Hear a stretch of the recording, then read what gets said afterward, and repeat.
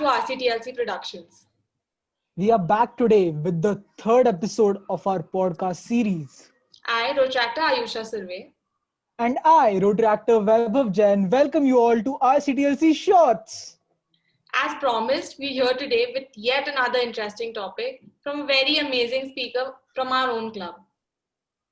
Introducing to you all our very own Rotaractor Shivam Khandelwal. Hi Ayusha, hi Vaibhav. Hi Shivam. So Shivam joined Rotrac this year only with a motive and strong intention to help the community. He's a BBA graduate and comes from a business family. So today we are here with a topic that you've often heard of as controversial or as debate topics or long articles in the newspaper. If you haven't guessed it yet, today we are here to have some insights and to burst upon the stereotypical balloon of homosexuality and the pride. Today we want to know what our Gen Z thinks about it. So Shivam, tell us, what do you think about homosexuality? Ayusha, homosexuality is where people have a liking towards the same gender or are attracted to both the genders. Also, people who have a liking to cross dress or have a different gender expression than they were at birth. Such people come under the LGBT plus community. That's what's homosexuality, where it's homo, like you're in the same, you like in the same gender. Okay. And what do you think? Why do people call it homophobia? That's a term that's associated with homosexuality more often. So when we go by the strict definition of homophobia, homophobia encompasses a range of negative attitudes and feelings towards homosexuality or people who are identified or perceived as being lesbian, gay, bisexual, or transgender.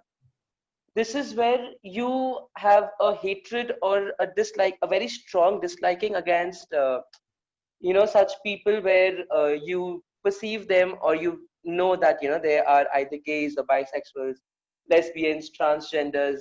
You also have additions to them as queer and more people like that. So Shivam, naming them like different, like you are so-called different from us, is it an ethical thing or not? Vaibhav, if you go to see as per that, it is not ethical if you name call them or uh, uh, call them with disrespect or, you try to disgrace them. But uh, otherwise, yes, they are identified as different because, they have their own identity. They have their own, their own their own status, their own liking towards whatever, towards like whatever the personality is. So because of them, yes, uh, name calling and calling them with disrespect or disgrace is wrong and is very much unethical.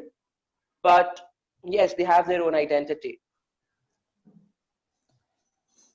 Also, so tell me that how did this phobia actually spread across the world? Because no one, according to me, no one should be humiliated by the fact of who exactly they are. With you, Vaibhav. So after the Section 377 was accepted by the government, the members of the LGBT community are yet not accepted socially because of the holy books, and also so close-minded that they aren't capable to accept homosexuality. And the same gets carried forward in the next generation, or as we call it, the Gen Z. And because of that, we're not able to accept them, and it's like, we try to maintain distance from them, or we try to be and not be friendly with them because with the fear that even we might be out called or something like that. So this LGBT community that's there, do you think they're accepted by the people in the corporate world, or does it affect their work in any way? Aisha, here I would like to state an example. So, for an example, okay, there is a person of the mainstream population who's straight, and there's a person of the LGBT community, or either, or even he might not be, he might just be perceived as an Yeah. transgender, bisexual, or lesbian, or whatever that person is, depending on the gender.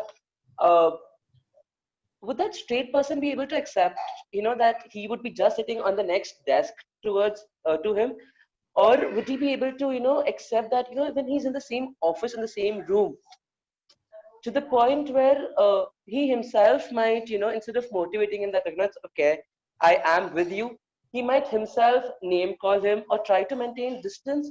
Because again, as I said, the people around in the office who are looking at the straight person would even start making fun of that straight person, for example, to, uh, like, oh, he's being friendly with the person from the Yeah. LGBT community, and, even he might have a liking towards that person, or, he might also be from the community, or, and it doesn't take a second for the common people, the common population to, judge. The people around the Gen Z is so judgmental and so perceiving at such a fast rate that you just talk to a, a person from that community, or you just, stand side by side to them, and, even you perceive that, oh, there's something going on between these two, even this person might be gay, Yeah. bisexual, whatever. So corporate world, yes, no. Again, why? Because, for an example, the transgenders who beg on the road, you cannot you, yes, surely comment on them that, why can't they work in a normal office? Why can't they have a respected job? Their hands are safe, their legs are safe, they're completely capable to see, hear, speak, everything's perfect with them. What's wrong? Why are they not, working in a respected office? Why are they, just begging around? They just don't want to work. They just got a stupid reason, and they just want to laze around, and therefore just begging is the very much easier this. But no, even they have their own respect. Even they do not like, begging. It's so disrespecting that you have to beg for your daily foods, for your daily expenditure, such as soap, or it could be your, or just get a bucket of water or something like that. And because of that, when you pass comments, you should also think that, had this person been sitting next to me in an office, would I be willing to sit next to him? Would I be willing to sit next to her? I know, and we aren't that, open-minded, and we aren't yet motivating towards that community that, we just accept that, okay, wow, it's okay, you can come, buddy, here, you can just work with us. It's okay, it's normal. No, it's not that. Very sad, but true. We need to be more open towards it, and we've all been very aware of the pride movements that have been going around the world. So what exactly are they? Would you like to highlight that for our audience? So prides, as per I see them, are, a very fun-loving and a very, a special event held annually, where, you get to celebrate that, where these people get to celebrate their identity, where, the LGBT community gets to celebrate that, okay, we're open, we're out, and, we're proud of it. We are who we are. We do not pretend that we're straight. We do not, we're not feared of the society around that, oh, we have to hide our identity. We have to act to be straight. So, but is it accepting? I'm sorry, but no. The pride movements are also unacceptable in the society, to the fact that even the LGBT community doesn't accept it properly. Even, there is racism going, like there is unaccepting going on within the community itself. I also have one criticism from them. I'll just tell it to you. Give me 1 second. Yeah, so the gay shame charges the parades with undue emphasis on sex and fetish related interests, which they see as counterproductive to LGBT interests, and expose the gay community to ridicule. So even they are thinking this pride movements to be ridiculous. very clearly where it's written that they're ridiculing it, and they're thinking it's just fetish. They just want to complete their fetishes, or they want to just have sex around or meet new people, and then just go for the one night stands. So even the LGBT community does that, and they're not accepting towards the pride. Coming to the one last thing. So this so-called civil religion, and thus making it not secular on the societal grounds. Do you think it's right? No, Aisha, again, it cannot be right where you aren't accepting the identity of a person. It's not that habit, that this habit is wrong, and I has to be, I cannot accept it. It's his identity. It is who that person is. You know, God didn't give that person a choice to become like that, and or to be born with a certain liking. So when that person doesn't have an option in that, you cannot, blame that person for it. But again, for example, that person is gay or bisexual, that person himself or herself is so much feared in society. And so, with the societal rules, as you go to say, that he or she isn't able to accept themselves, it's like even they think at some point that it had been so better that I had been born straight. It had been so better that I would not have to pretend to be straight, not have to pretend to like, a person of the opposite gender, not have a liking towards cross dressing. Had I not been born a transgender, you know, had I been just like the normal people around, even he thinks that, even he is saying the word that it had been so better if I had been like the normal people around, as if he himself or herself is not normal.